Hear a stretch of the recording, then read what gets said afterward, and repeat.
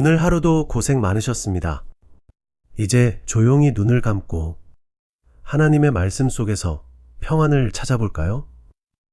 지금부터 우리는 예수님의 승천 이후 시작된 위대한 여정을 따라 하나님께서 어떻게 사람들을 변화시키셨는지, 그리고 어떻게 복음이 세상을 향해 나아갔는지를 차분하게 들어볼 거예요.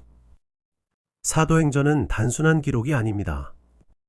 하나님의 임재, 성령의 역사, 그리고 우리 삶에도 이어지는 살아있는 말씀입니다. 예수님은 제자들에게 마지막으로 말씀하셨어요. 예루살렘을 떠나지 말고 아버지께서 약속하신 것을 기다리라. 곧 성령이 오실 거라고 하셨죠. 예수님은 하늘로 올라가셨고 제자들은 마가의 다락방에 모여 기도하며 기다렸습니다. 불안하고 혼란스럽고 두려운 상황 속에서 그들은 기도로 하루하루를 견뎌냈습니다. 우리도 인생의 빈 공간에서 하나님의 응답을 기다릴 줄 아는 사람이 되어야 합니다.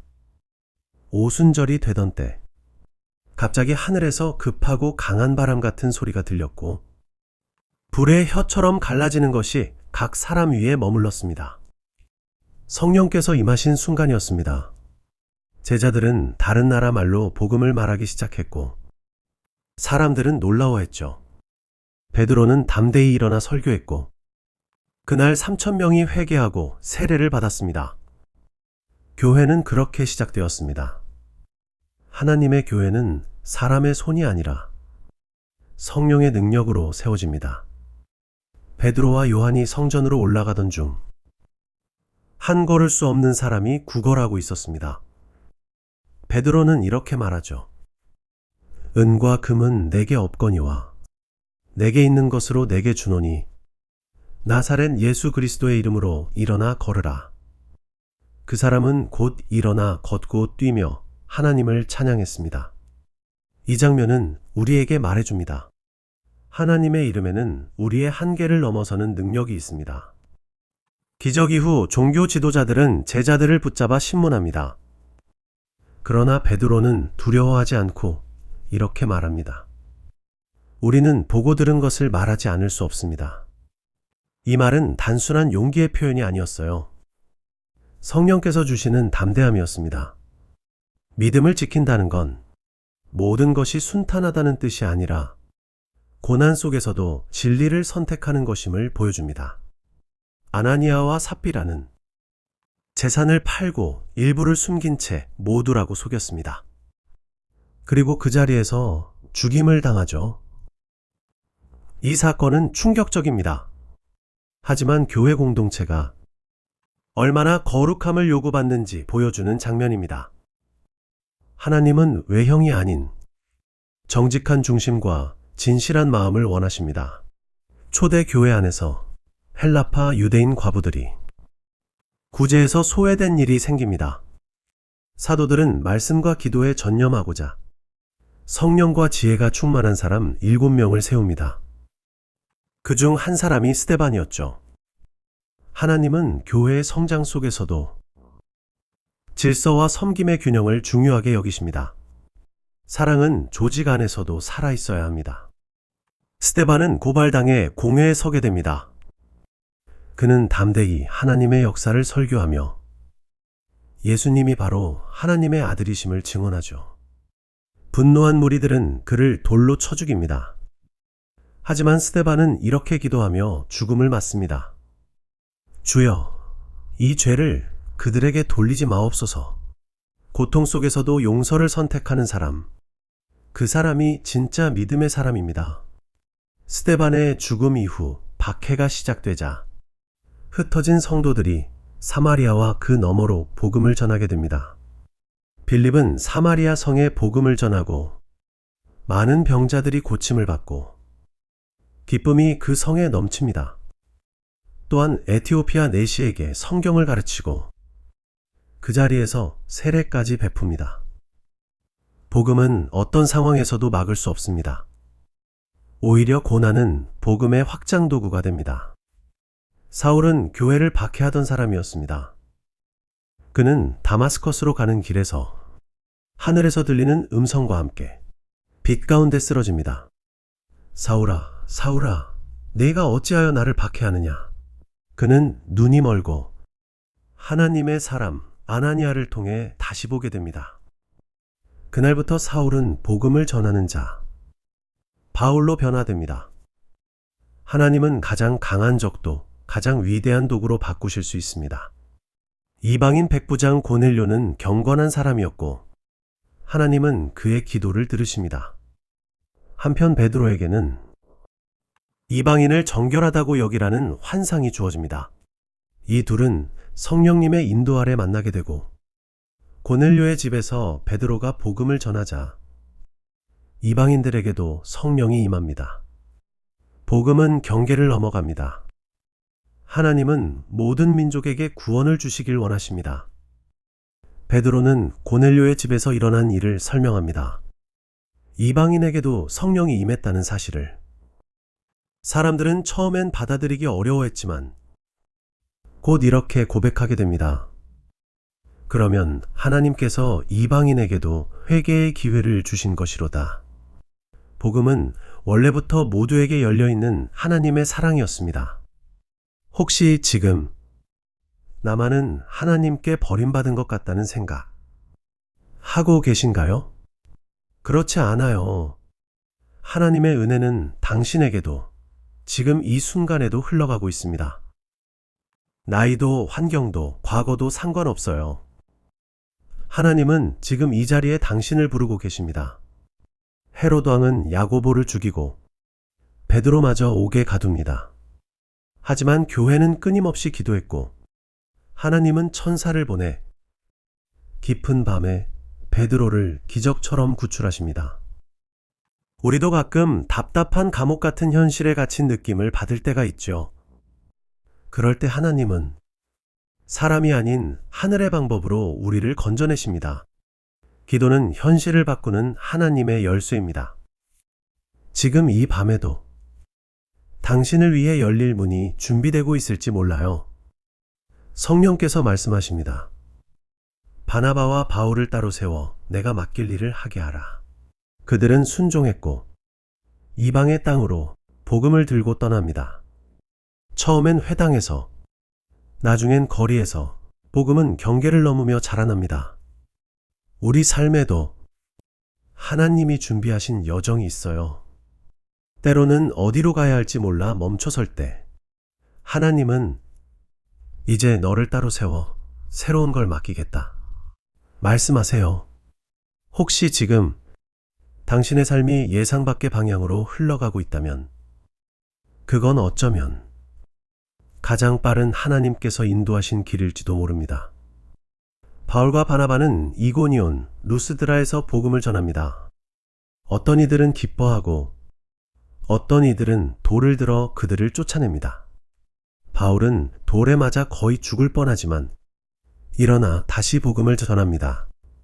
믿음의 길은 항상 순탄하진 않지만 쓰러져도 다시 일어나는 힘을 하나님이 주십니다.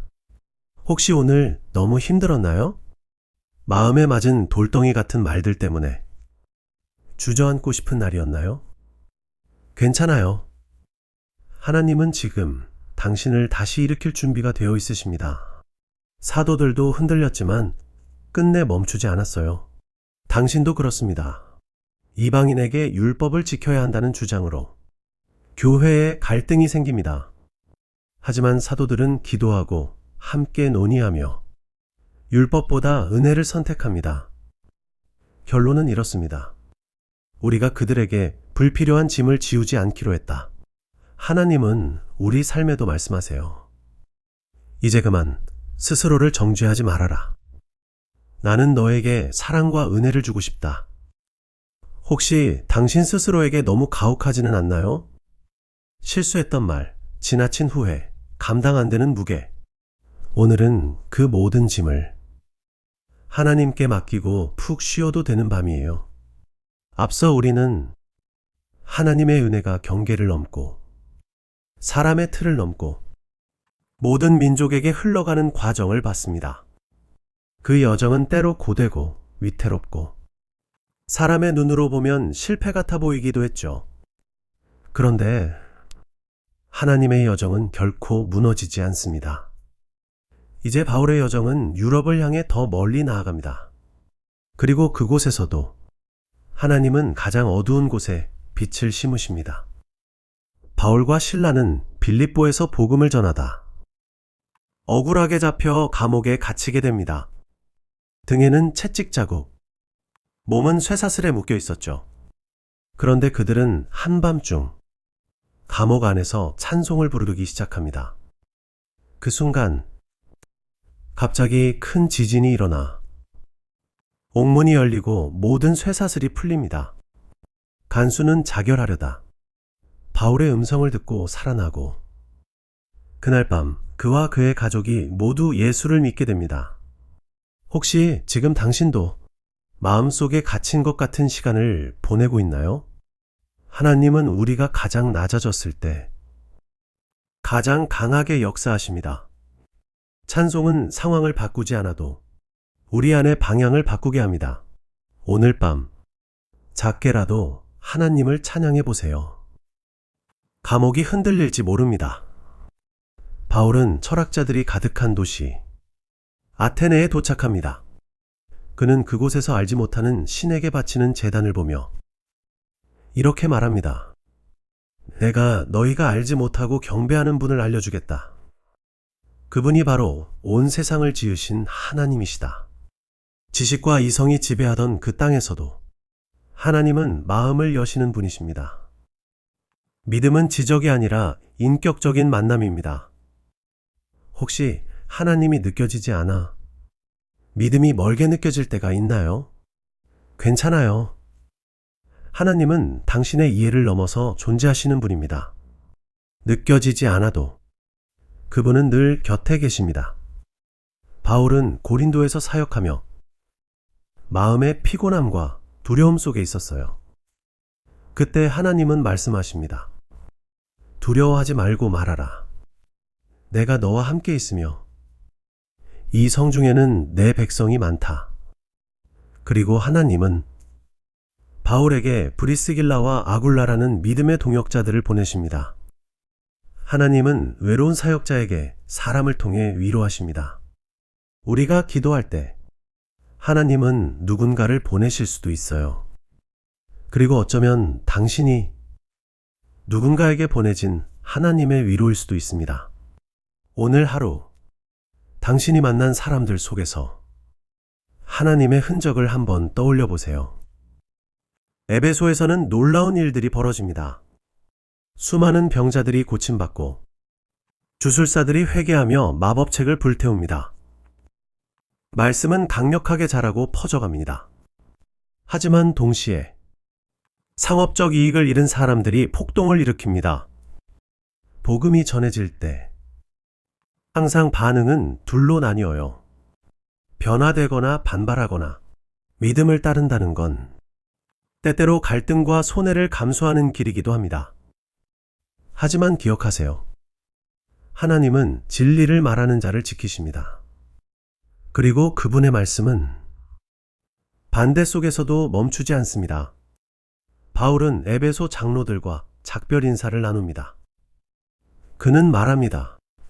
나는 결박과 환난이 나를 기다리는 줄 알지만 생명을 조금도 귀한 것으로 여기지 않는다. 다만 나의 달려갈 길과 주 예수께 받은 사명을 이루려 한다. 그리고 그들은 함께 울며 바울을 배웅합니다. 믿음의 길은 때때로 이별을 담은 여정입니다.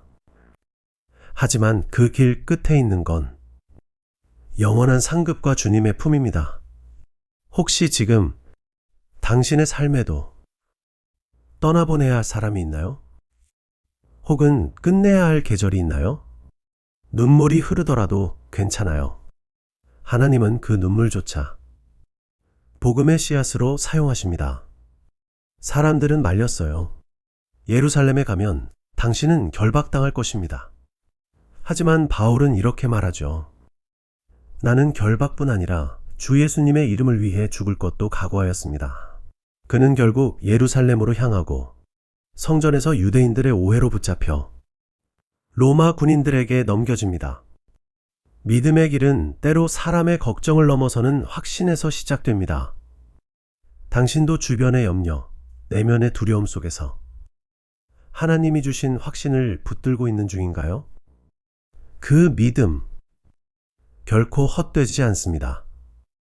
바울처럼 하나님께서 그 걸음을 책임지실 것입니다.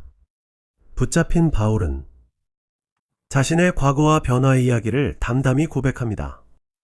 자신이 어떻게 교회를 핍박하던 자였는지, 다마스커스 도상에서 예수님을 만난 순간, 자신의 인생이 어떻게 뒤바뀌었는지를, 그리고 말합니다. 주님께서 나를 이방인에게 보내셨습니다. 우리 모두에게는 변화의 순간이 있습니다. 이전의 나와 지금의 내가 다르다는 걸 느낄 때, 그건 하나님이 우리 인생의 방향을 틀어주신 순간입니다. 혹시 지금의 내가 예전보다 못하다고 느껴지나요? 아니에요. 하나님은 아직도 당신을 통해 새로운 간증을 만들어가고 계십니다. 바울은 감옥에 갇힌 채 혼자였습니다. 음모가 그를 죽이려 했고 외롭고 긴 하루가 흘러갔죠. 그런데 그 밤 주님께서 바울 곁에 서서 말씀하십니다. 담대하라. 네가 예루살렘에서 나를 증언한 것 같이 로마에서도 증언하여야 하리라. 이 구절은 사도행전 전체에서 가장 따뜻한 장면 중 하나예요. 당신도 오늘 마치 감옥처럼 답답하고 외로운 현실 속에 있나요? 그럴 때 주님은 침묵하지 않으십니다. 당신이 듣지 못할 뿐, 그분은 항상 곁에서 말씀하고 계세요. 담대하라. 아직 너의 여정은 끝나지 않았다. 바울은 가이사라에서 총독 벨릭스 앞에 서게 됩니다. 그는 정죄당할 수도 있는 상황 속에서도 조용히 그리고 담대하게 말합니다. 나는 하나님을 향한 소망을 가졌습니다. 의인과 악인의 부활이 있을 것을 믿습니다. 불리한 자리에서도 믿음을 지킨 사람, 그게 바울이었고, 그게 오늘의 우리가 지향해야 할 자세입니다. 믿음을 말하는 건 좋을 때만이 아니라 말하기 두려운 상황 속에서도 가능한 일입니다. 당신이 조용히 지켜낸 믿음, 하나님은 결코 잊지 않으십니다. 유대 지도자들의 계속된 공격 속에 바울은 결국 로마 시민으로서 가이사에게 직접 상소하기로 합니다. 그는 말합니다. 내가 살아도 주를 위하여, 죽어도 주를 위하여. 바울은 자신의 생명보다 복음의 완주를 더 중요하게 여겼습니다. 우리 삶도 마찬가지입니다. 하루하루가 너무 버거워서 지금 왜 이 길을 가고 있을까 싶을 때도 있죠. 하지만 기억하세요. 하나님은 우리를 목적 없이 이끄시지 않으십니다. 지금의 시간도 복음의 여정을 완주하는 한 걸음입니다. 바울은 이제 아그리빠 왕 앞에 섭니다. 사슬에 묶인 몸으로 권력을 가진 왕 앞에서 그는 이렇게 말합니다. 나는 다마스커스로 가던 길에서 빛을 보았습니다. 그리고 그분이 내 인생의 주인이 되셨습니다. 그는 자신이 만난 예수님을 전하며 감옥이 아니라 복음 안에서 자유로운 자신을 증언합니다. 그리고 마지막으로 아그리빠에게 말하죠. 왕이시여, 당신도 나처럼 되기를 바랍니다. 이 결박은 제외하고요. 어떤 상황에서도 자신의 삶을 복음의 도구로 사용하는 사람, 그게 바울이었고, 그게 진짜 자유인입니다. 혹시 지금 삶이 당신을 꽁꽁 묶어두고 있나요? 하나님 안에 있는 사람은 가장 묶인 자리에서 가장 큰 자유를 누릴 수 있습니다. 로마로 가는 배 안에서 거센 풍랑이 몰아칩니다. 사람들은 모두 죽음을 각오합니다. 하지만 바울은 말합니다. 여러분 안심하십시오. 어젯밤에 하나님의 천사가 내 곁에 서서 말씀하셨습니다. 너는 반드시 로마에 서야 한다. 풍랑은 멈추지 않았지만 하나님은 그 안에서도 말씀하셨습니다. 우리 인생에도 어쩔 수 없이 휘말리는 폭풍의 계절이 있어요. 하지만 하나님은 그 안에서 당신에게도 말씀하실 거예요. 안심하라. 이 상황도 내가 알고 있다. 너는 여전히 내 계획 안에 있다. 바울은 결국 배는 파선되었지만 모든 사람이 살아남는 기적을 경험합니다. 바울은 마침내 로마에 도착합니다. 그는 감옥에 갇힌 채 사람들을 불러 복음을 전하기 시작하죠. 사도행전은 이렇게 마무리됩니다. 바울은 담대히 조금도 꺼리지 않고 하나님의 나라를 전파하고 주 예수 그리스도에 관한 일을 가르치더라. 놀랍게도 사도행전은 바울이 풀려났다거나 죽었다거나 그런 결론 없이 끝납니다. 왜일까요? 그건 이 이야기가 바울의 이야기가 아니라 복음의 이야기이기 때문입니다. 그리고 그 복음은 당신을 통해 지금도 계속되고 있기 때문입니다. 마음속으로 이제 기도를 드려보세요. 하나님, 오늘 하루도 말씀 안에서 나를 되돌아볼 수 있게 하셔서 감사합니다. 사도들의 삶처럼 때로는 고난이 있고 때로는 억울함이 있고 또 때로는 외로움이 있지만 그 모든 순간 속에 하나님은 함께 하셨음을 믿습니다. 오늘 내 마음도 말씀 위에 조용히 내려앉게 하시고 내일을 향한 불안이 아닌 하루치 은혜에 만족하는 믿음을 주옵소서.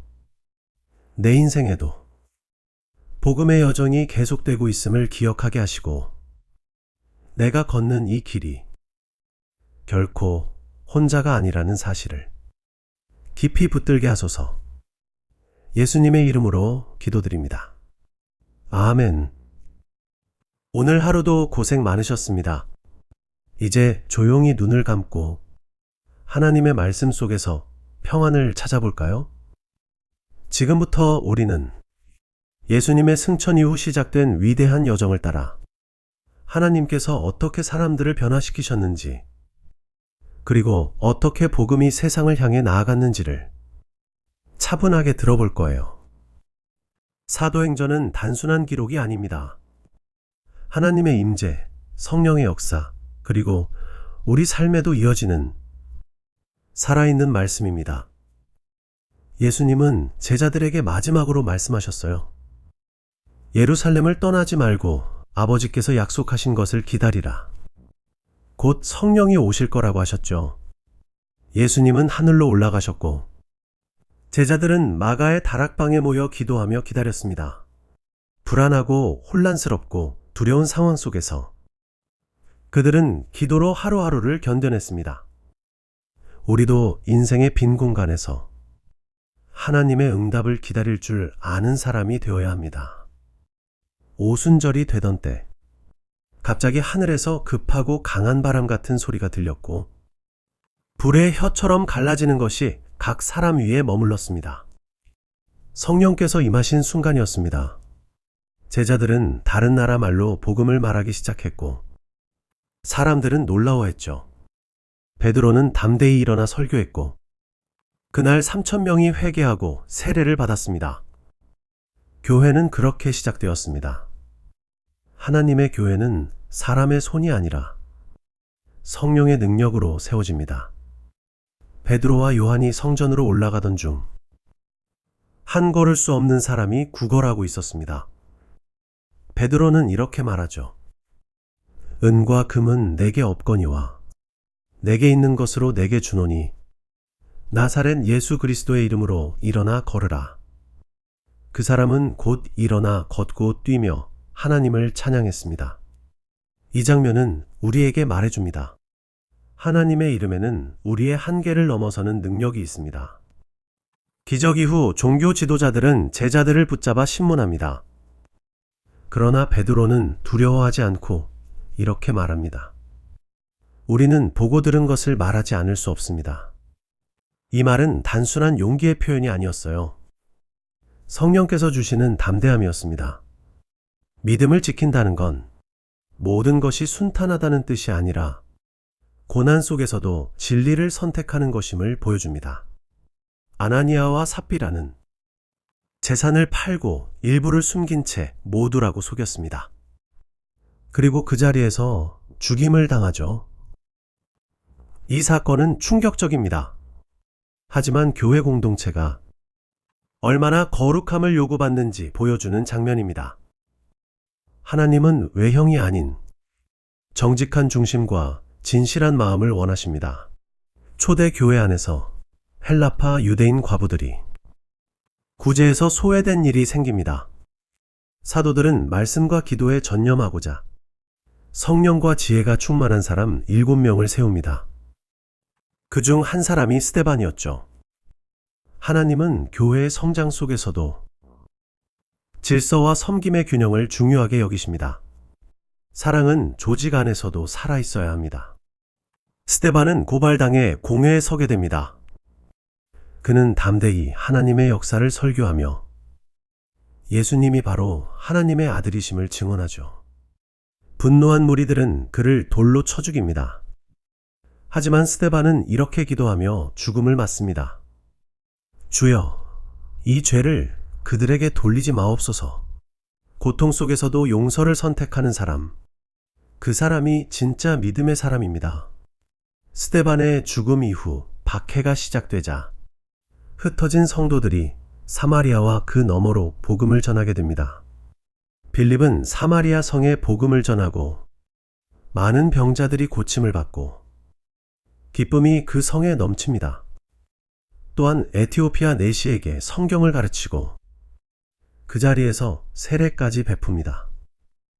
복음은 어떤 상황에서도 막을 수 없습니다.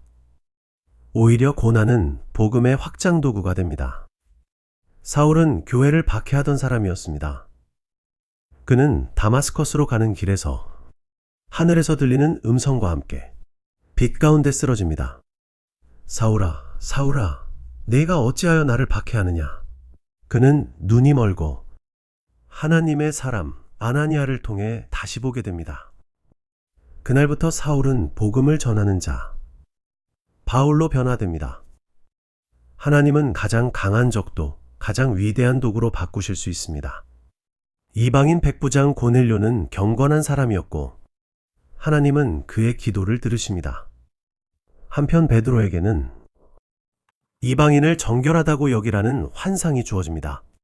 이 둘은 성령님의 인도 아래 만나게 되고 고넬료의 집에서 베드로가 복음을 전하자 이방인들에게도 성령이 임합니다.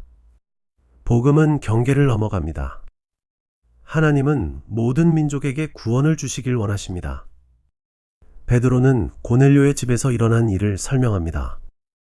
이방인에게도 성령이 임했다는 사실을. 사람들은 처음엔 받아들이기 어려워했지만 곧 이렇게 고백하게 됩니다. 그러면 하나님께서 이방인에게도 회개의 기회를 주신 것이로다. 복음은 원래부터 모두에게 열려있는 하나님의 사랑이었습니다. 혹시 지금 나만은 하나님께 버림받은 것 같다는 생각 하고 계신가요? 그렇지 않아요. 하나님의 은혜는 당신에게도 지금 이 순간에도 흘러가고 있습니다. 나이도 환경도 과거도 상관없어요. 하나님은 지금 이 자리에 당신을 부르고 계십니다. 헤롯 왕은 야고보를 죽이고 베드로마저 옥에 가둡니다. 하지만 교회는 끊임없이 기도했고 하나님은 천사를 보내 깊은 밤에 베드로를 기적처럼 구출하십니다. 우리도 가끔 답답한 감옥 같은 현실에 갇힌 느낌을 받을 때가 있죠. 그럴 때 하나님은 사람이 아닌 하늘의 방법으로 우리를 건져내십니다. 기도는 현실을 바꾸는 하나님의 열쇠입니다. 지금 이 밤에도 당신을 위해 열릴 문이 준비되고 있을지 몰라요. 성령께서 말씀하십니다. 바나바와 바울을 따로 세워 내가 맡길 일을 하게 하라. 그들은 순종했고 이방의 땅으로 복음을 들고 떠납니다. 처음엔 회당에서, 나중엔 거리에서 복음은 경계를 넘으며 자라납니다. 우리 삶에도 하나님이 준비하신 여정이 있어요. 때로는 어디로 가야 할지 몰라 멈춰설 때, 하나님은 이제 너를 따로 세워 새로운 걸 맡기겠다. 말씀하세요. 혹시 지금 당신의 삶이 예상 밖의 방향으로 흘러가고 있다면, 그건 어쩌면 가장 빠른 하나님께서 인도하신 길일지도 모릅니다. 바울과 바나바는 이고니온, 루스드라에서 복음을 전합니다. 어떤 이들은 기뻐하고 어떤 이들은 돌을 들어 그들을 쫓아냅니다. 바울은 돌에 맞아 거의 죽을 뻔하지만 일어나 다시 복음을 전합니다. 믿음의 길은 항상 순탄하진 않지만 쓰러져도 다시 일어나는 힘을 하나님이 주십니다. 혹시 오늘 너무 힘들었나요? 마음에 맞은 돌덩이 같은 말들 때문에 주저앉고 싶은 날이었나요? 괜찮아요. 하나님은 지금 당신을 다시 일으킬 준비가 되어 있으십니다. 사도들도 흔들렸지만 끝내 멈추지 않았어요. 당신도 그렇습니다. 이방인에게 율법을 지켜야 한다는 주장으로 교회에 갈등이 생깁니다. 하지만 사도들은 기도하고 함께 논의하며 율법보다 은혜를 선택합니다. 결론은 이렇습니다. 우리가 그들에게 불필요한 짐을 지우지 않기로 했다. 하나님은 우리 삶에도 말씀하세요. 이제 그만 스스로를 정죄하지 말아라. 나는 너에게 사랑과 은혜를 주고 싶다. 혹시 당신 스스로에게 너무 가혹하지는 않나요? 실수했던 말, 지나친 후회, 감당 안 되는 무게. 오늘은 그 모든 짐을 하나님께 맡기고 푹 쉬어도 되는 밤이에요. 앞서 우리는 하나님의 은혜가 경계를 넘고 사람의 틀을 넘고 모든 민족에게 흘러가는 과정을 봤습니다. 그 여정은 때로 고되고 위태롭고 사람의 눈으로 보면 실패 같아 보이기도 했죠. 그런데 하나님의 여정은 결코 무너지지 않습니다. 이제 바울의 여정은 유럽을 향해 더 멀리 나아갑니다. 그리고 그곳에서도 하나님은 가장 어두운 곳에 빛을 심으십니다. 바울과 실라는 빌립보에서 복음을 전하다 억울하게 잡혀 감옥에 갇히게 됩니다. 등에는 채찍 자국, 몸은 쇠사슬에 묶여 있었죠. 그런데 그들은 한밤중 감옥 안에서 찬송을 부르기 시작합니다. 그 순간 갑자기 큰 지진이 일어나 옥문이 열리고 모든 쇠사슬이 풀립니다. 간수는 자결하려다 바울의 음성을 듣고 살아나고 그날 밤 그와 그의 가족이 모두 예수를 믿게 됩니다.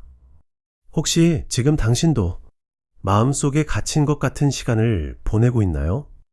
하나님은 우리가 가장 낮아졌을 때 가장 강하게 역사하십니다. 찬송은 상황을 바꾸지 않아도 우리 안의 방향을 바꾸게 합니다. 오늘 밤 작게라도 하나님을 찬양해 보세요. 감옥이 흔들릴지 모릅니다. 바울은 철학자들이 가득한 도시 아테네에 도착합니다. 그는 그곳에서 알지 못하는 신에게 바치는 제단을 보며 이렇게 말합니다. 내가 너희가 알지 못하고 경배하는 분을 알려주겠다. 그분이 바로 온 세상을 지으신 하나님이시다. 지식과 이성이 지배하던 그 땅에서도 하나님은 마음을 여시는 분이십니다. 믿음은 지적이 아니라 인격적인 만남입니다. 혹시 하나님이 느껴지지 않아 믿음이 멀게 느껴질 때가 있나요? 괜찮아요. 하나님은 당신의 이해를 넘어서 존재하시는 분입니다. 느껴지지 않아도 그분은 늘 곁에 계십니다. 바울은 고린도에서 사역하며 마음의 피곤함과 두려움 속에 있었어요. 그때 하나님은 말씀하십니다. 두려워하지 말고 말하라. 내가 너와 함께 있으며 이 성중에는 내 백성이 많다. 그리고 하나님은 바울에게 브리스길라와 아굴라라는 믿음의 동역자들을 보내십니다. 하나님은 외로운 사역자에게 사람을 통해 위로하십니다. 우리가 기도할 때 하나님은 누군가를 보내실 수도 있어요. 그리고 어쩌면 당신이 누군가에게 보내진 하나님의 위로일 수도 있습니다. 오늘 하루 당신이 만난 사람들 속에서 하나님의 흔적을 한번 떠올려 보세요. 에베소에서는 놀라운 일들이 벌어집니다. 수많은 병자들이 고침받고 주술사들이 회개하며 마법책을 불태웁니다. 말씀은 강력하게 자라고 퍼져갑니다. 하지만 동시에 상업적 이익을 잃은 사람들이 폭동을 일으킵니다. 복음이 전해질 때 항상 반응은 둘로 나뉘어요. 변화되거나 반발하거나. 믿음을 따른다는 건 때때로 갈등과 손해를 감수하는 길이기도 합니다. 하지만 기억하세요. 하나님은 진리를 말하는 자를 지키십니다. 그리고 그분의 말씀은 반대 속에서도 멈추지 않습니다. 바울은 에베소 장로들과 작별 인사를 나눕니다. 그는 말합니다. 나는 결박과 환난이 나를 기다리는 줄 알지만 생명을 조금도 귀한 것으로 여기지 않는다. 다만 나의 달려갈 길과 주 예수께 받은 사명을 이루려 한다. 그리고 그들은 함께 울며 바울을 배웅합니다. 믿음의 길은 때때로 이별을 담은 여정입니다. 하지만 그 길 끝에 있는 건 영원한 상급과 주님의 품입니다. 혹시 지금 당신의 삶에도 떠나보내야 할 사람이 있나요? 혹은 끝내야 할 계절이 있나요? 눈물이 흐르더라도 괜찮아요. 하나님은 그 눈물조차 복음의 씨앗으로 사용하십니다. 사람들은 말렸어요. 예루살렘에 가면 당신은 결박당할 것입니다.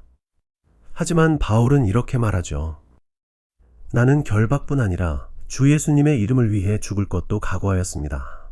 그는 결국 예루살렘으로 향하고 성전에서 유대인들의 오해로 붙잡혀 로마 군인들에게 넘겨집니다.